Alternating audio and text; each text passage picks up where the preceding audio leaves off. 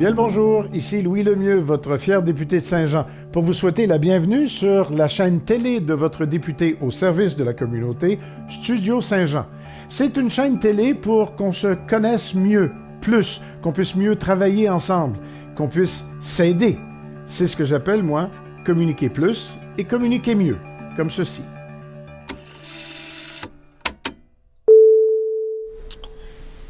Mesdames, Messieurs, bonjour, ici Jean Touin de Studio Saint-Jean.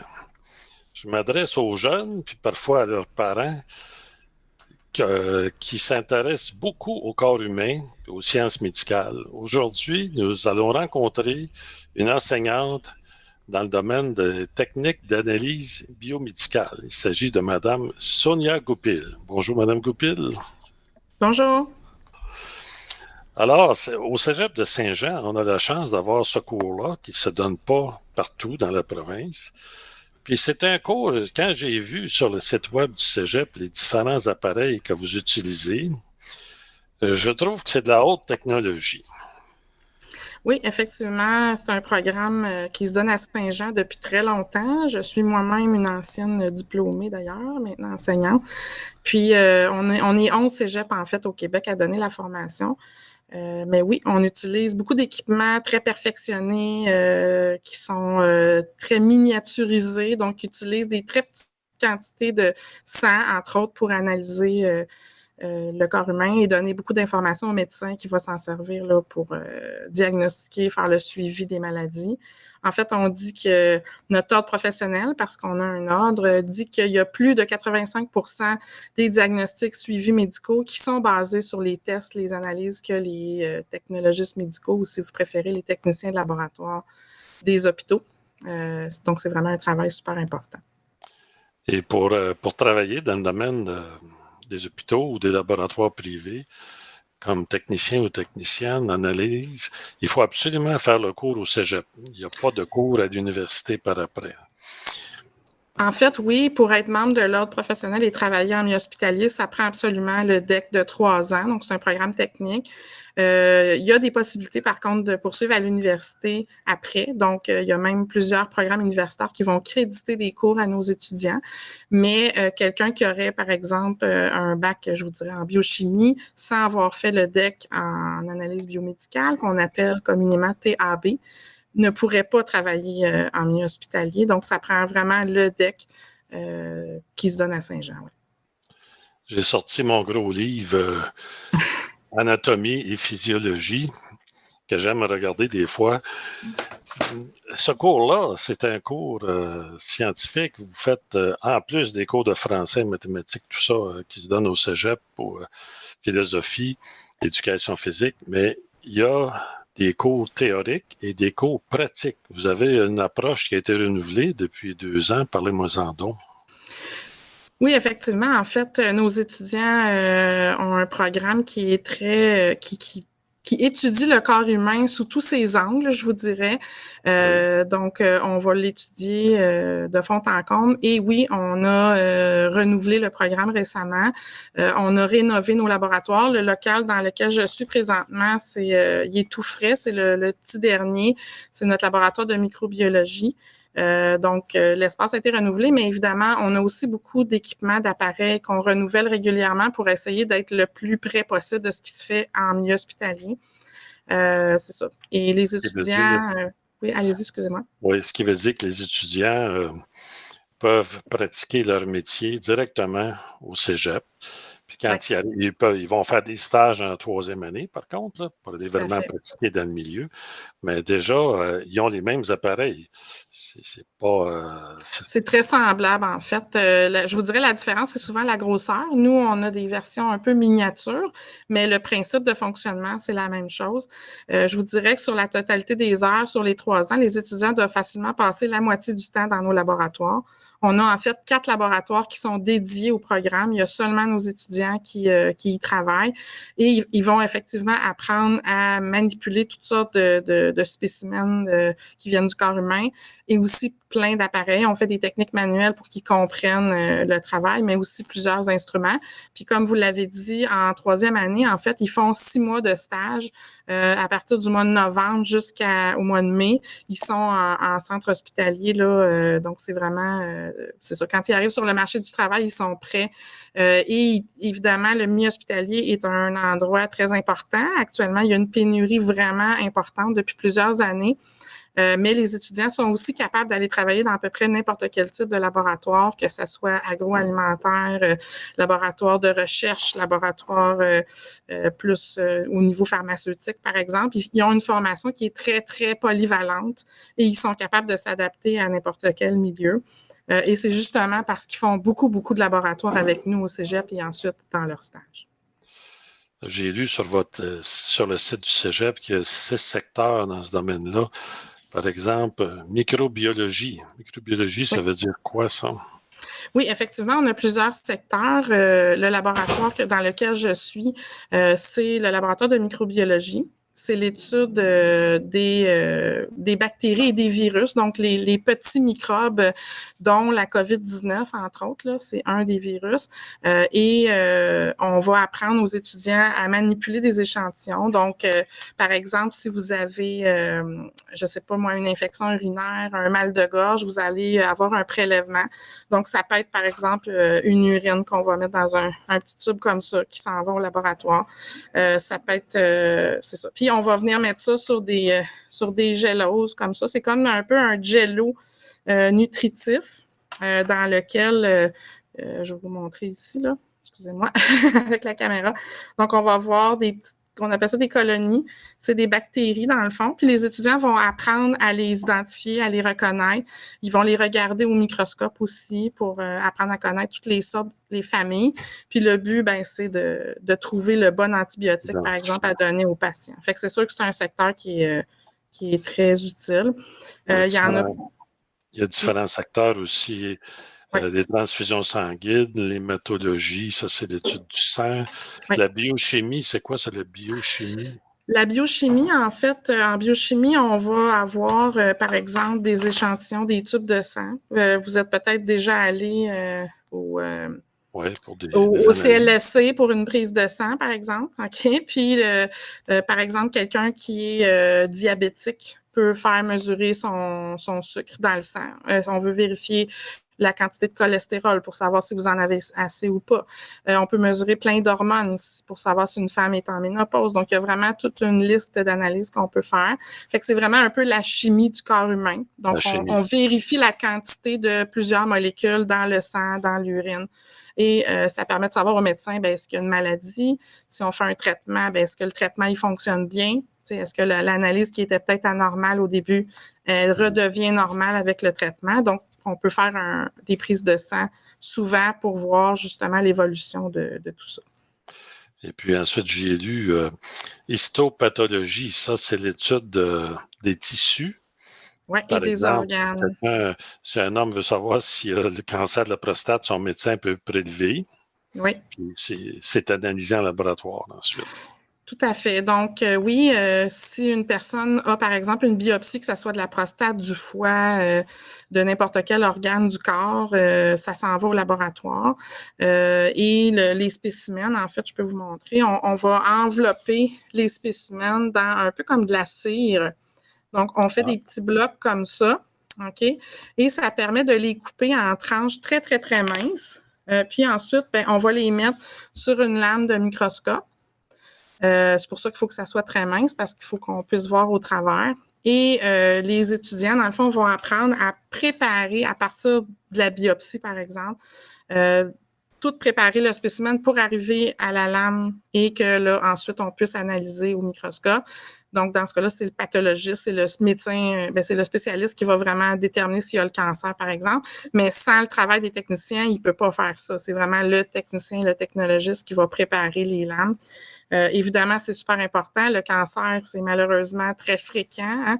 Donc, toutes les personnes que vous connaissez qui ont déjà eu des biopsies ou des chirurgies, aussi si on se fait retirer je sais pas, l'utérus, un ovaire, un organe, parce qu'on a une maladie, ça s'en va au laboratoire, ça va être analysé. Ça permet de déterminer, par exemple, quelle est la sorte de cancer, puis s'il y a des métastases, quels traitements vont être faits. Donc, c'est sûr que c'est un secteur qui est super important.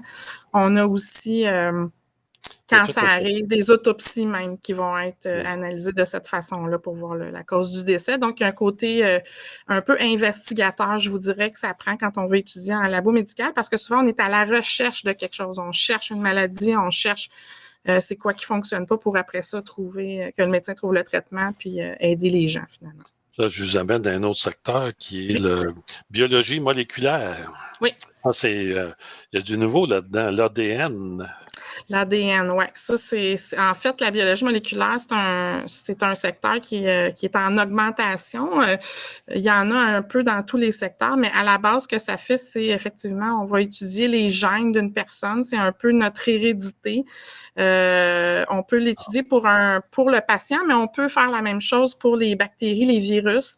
Donc, quand on parle de PCR pour la COVID, par exemple, c'est quoi un PCR? Ben, c'est qu'on étudie justement la génétique du virus pour l'identifier. Tu sais, quand vous entendez le variant Omicron, le variant ci, c'est vraiment parce qu'en laboratoire, il y a des techniciens qui ont analysé la séquence, dans ce cas-là, c'est de l'ARN, puis qui ont pu déterminer avec précision quel était le virus qui infectait la personne. Donc, la biologie moléculaire, c'est vraiment un domaine qui est en augmentation, puis que oui, on enseigne ça au cégep. Les étudiants ont d'ailleurs à Saint-Jean, c'est un peu unique à nous par rapport aux autres cégeps au Québec. On a un stage de 4 semaines en biologie moléculaire qui est effectué en 3e année. Donc, ça permet aux étudiants de voir souvent le côté un peu recherche qui est un peu différent du laboratoire hospitalier. Donc, ça, c'est vraiment quelque chose aussi que les étudiants aiment parce que ça leur fait voir un autre milieu de travail potentiel là, une fois qu'ils ont leur diplôme. Dites-moi donc, c'est des domaines vraiment particuliers. Qu'est-ce que ça prend comme qualité pour un étudiant qui voudrait aller là-dedans ou une étudiante? C'est sûr que ça prend les prérequis mathématiques, physique, chimie du secondaire, mais comme qualité, là, quel genre de personnes sont bien dans ce travail-là? Je vous dirais que les qualités, c'est une curiosité pour apprendre parce que, dans le fond, on fait de la médecine. Hein, on aide les médecins. Donc, le corps humain, on en apprend toujours de plus en plus. Là-dessus, ça prend quelqu'un aussi qui va être organisé et rigoureux parce que quand on fait des tests, des analyses de laboratoire, il faut que les résultats qu'on donne soient vraiment valables, valides. Il faut s'assurer qu'on n'a pas fait d'erreur avant de donner l'information au médecin parce que lui va faire un acte, va aider son patient. Donc, si jamais il y a une erreur, ça peut entraîner des choses, disons, c'est ça, non souhaitées.